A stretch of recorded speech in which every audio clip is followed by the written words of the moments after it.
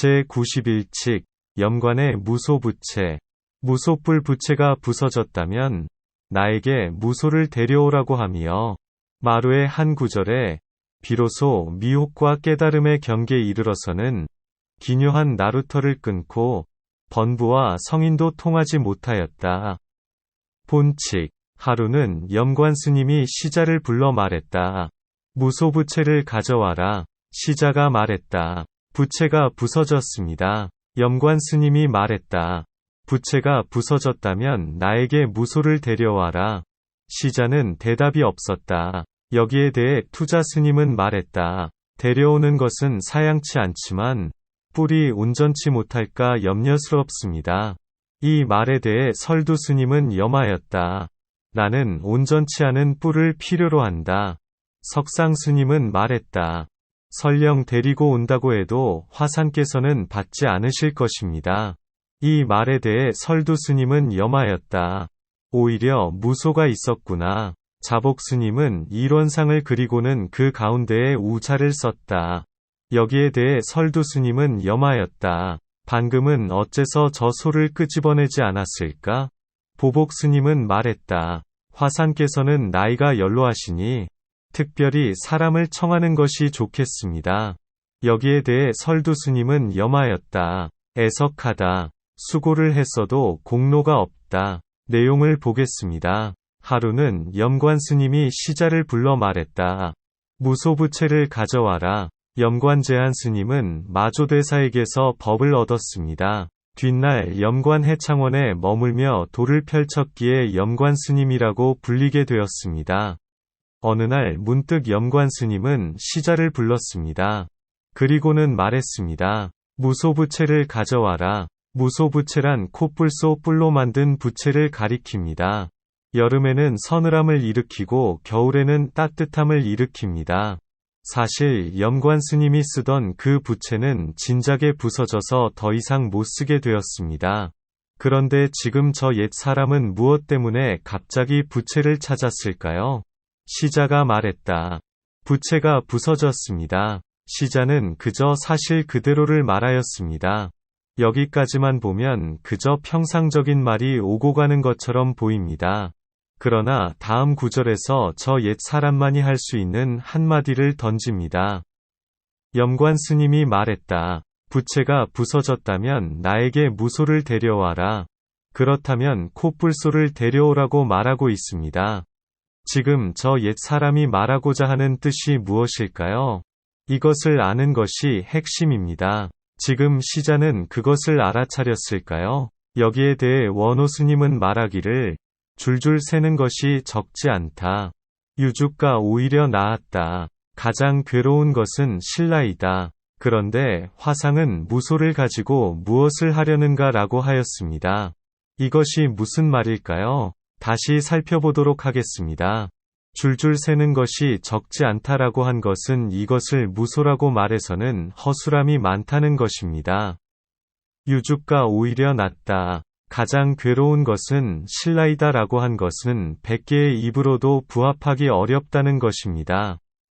무소를 가지고 무엇을 하려는가 라고 한 것은 무엇 때문에 무소를 찾았겠느냐는 것입니다. 그 뜻이 어디에 있겠느냐는 것입니다. 염관 스님이 말했다. 부채가 부서졌다면 나에게 무소를 데려와라. 자, 말해보라는 것입니다. 그대는 좀 전에 부채가 부서졌다고 했는데 그렇다면 어디 말해보라. 조사가 서쪽에서 온 뜻이 무엇인가?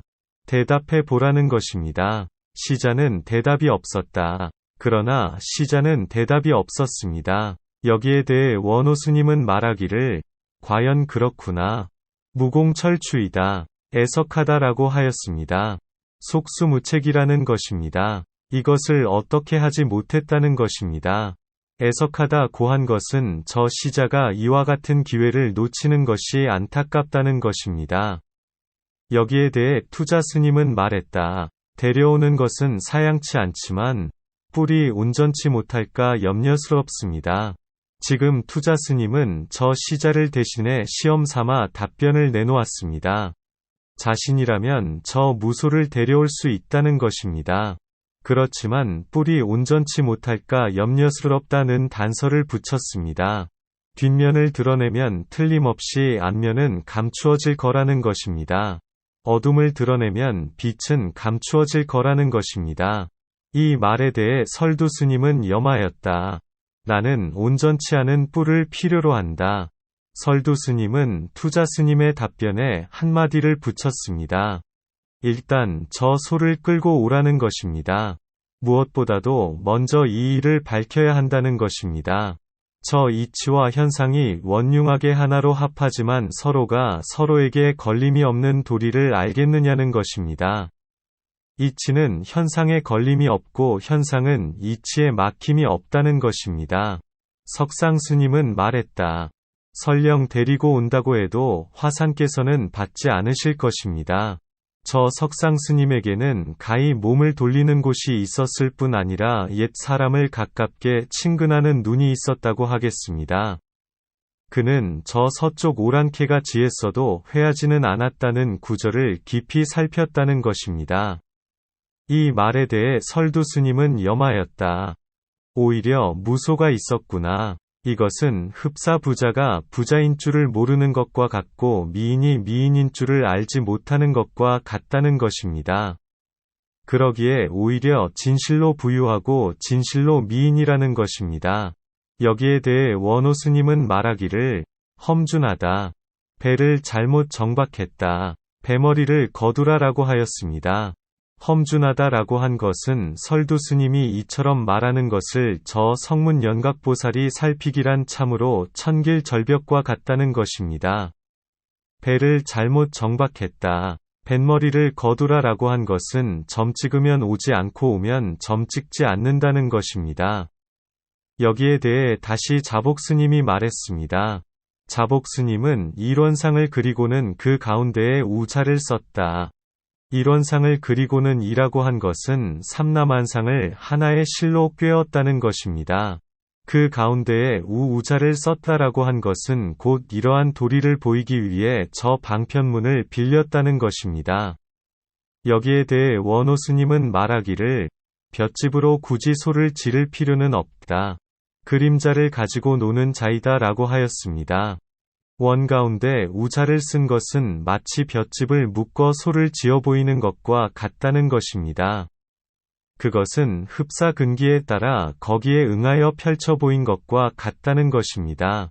그러기에 그림자를 가지고 노는 자라고 한 것입니다. 여기에 대해 설두 스님은 염하였다. 방금은 어째서 저 소를 끄집어내지 않았을까? 어째서 저 소를 끄집어내지 않았을까 라고 한 것은 참구하는 자라면 반드시 저 소가 울타리 밖으로 나오는 것을 보여야 한다는 것입니다. 여기에는 곧 금과 노쇠의 차이가 있다는 것입니다. 저 울타리 안에 있는 소가 노쇠로 만든 소와 같다면 저 울타리 밖에 있는 소는 금으로 만든 소와 같다는 것입니다.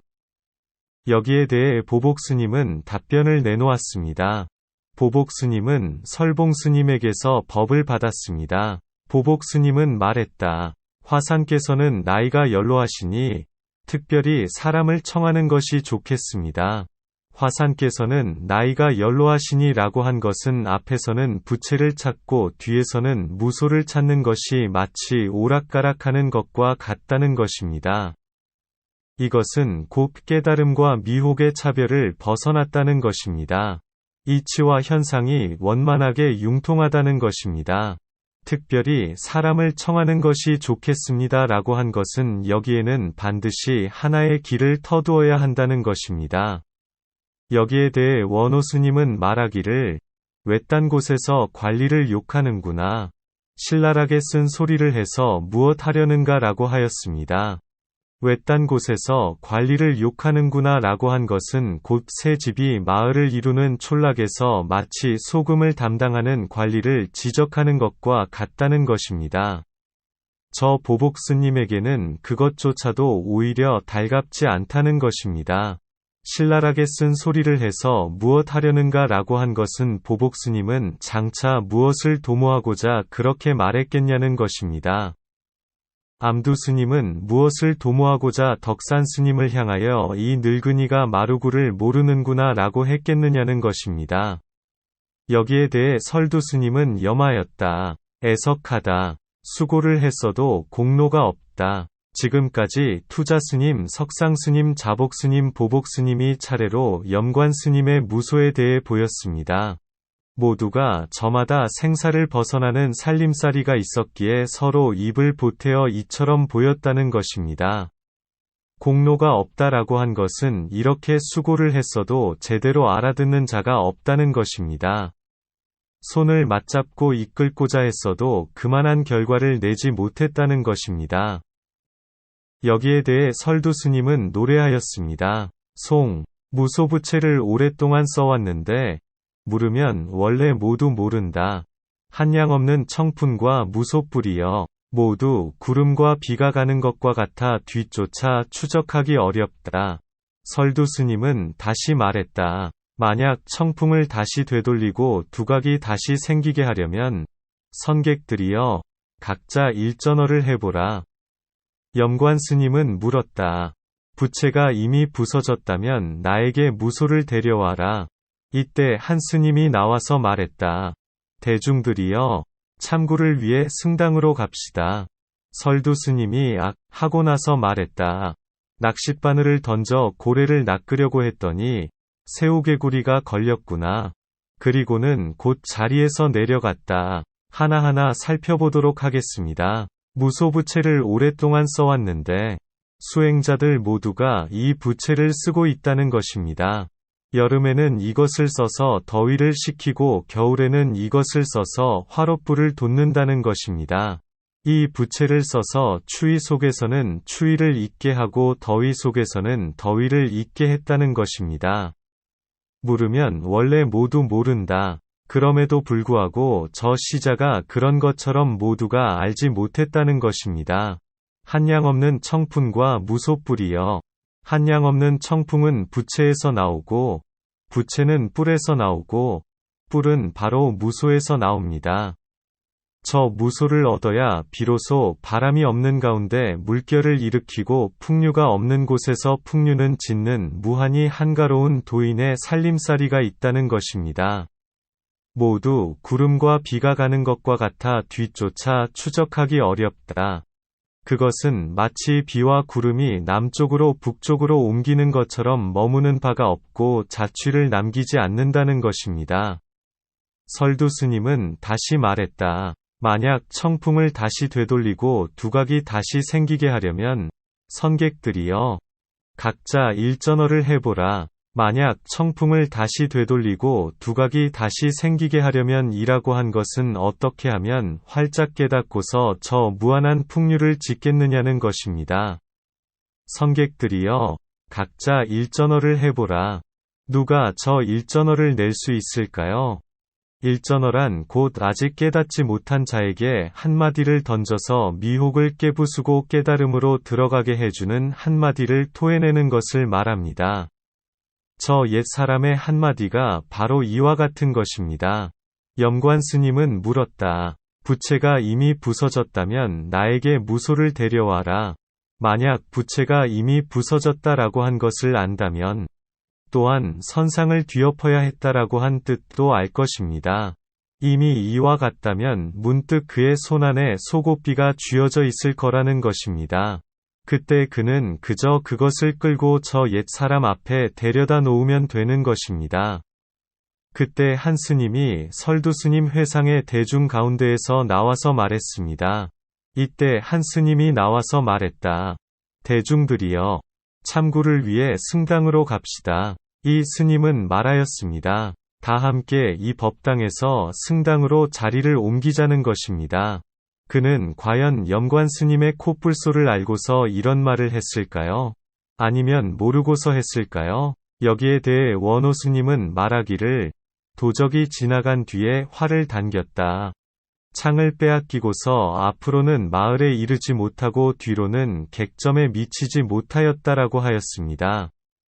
도적이 지나간 뒤에 활을 당겼다라고 한 것은 설두 스님을 잘못 지나쳤다는 것입니다. 그렇지만 뒤늦게 깨달은 바가 있어서 화를 잡아들었다는 것입니다.